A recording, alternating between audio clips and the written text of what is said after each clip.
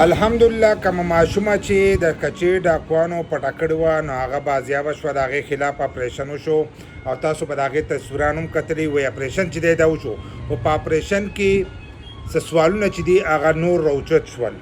نور سوالونه پکې دا راوچت شول چې کوم اپریشن وشو په هغې کې یو ډاکو چې دی هغه نه دی ګرفتار شوی. چا دا ونه وی چې یو ډاکو پکې یا ګرفتار شوی دی یا یو ډاکو زخمي شوی دی یا پکې یو هلاک شوی دی، نه پکې دې خوا څوک چې دي زخمیان شوي دي. او اپریشن چې دی دا وشو، ماشومه چې دا آزاده شوه. د ټول نه غټ کار خو دا وشو چې ماشومه چې دا هغه به خپلې مور ته چې دی دا میلاو شي. په هغې کوم ځینې کسانو چې دی دا خبرې کولې چې مور په خپله ورکړې، کار څنګه یې ورکړې، خو د کچې د ډاکوانو سره وه، خو هغې نه چا نه شوه رایستلی. خو اوس چې کوم اپریشن وشو او د پولیسو سره، دا پولیسو سره به تاسو لیدلي ومي تصویران چې دي هغې اوس هم په سوشل میډیا باندې وایرل دي. نو پولیسانو ته دا واله شوه، خو اپریشن چې کوم وشو نو څنګه چې ما تاسو ته ووي چې په هغې کې څوک نه زخمي شو، نه پکې څوک چې دي هغه پکې مړه دي.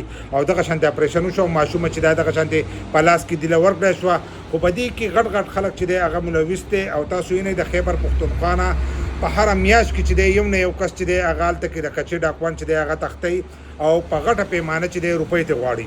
خو د دغې کچې د ډاکوانو خلاف چې دی اپریشن نه کېږي. اپریشن وشو او کچې ډاکو چې دی هغه پکې مري نو، لکه تاسو پکې د یو مرګ ونه لیدلو. اپریشن وشي، خالي کس چې دی هغه ته راشي یا پیسې چې دی کم ډیمانډ وکړي هغه روپۍ چې دی دا ورته میلاو شي. نو اوس چې کم اپریشن وشو نو په دې کې څوک نه دي.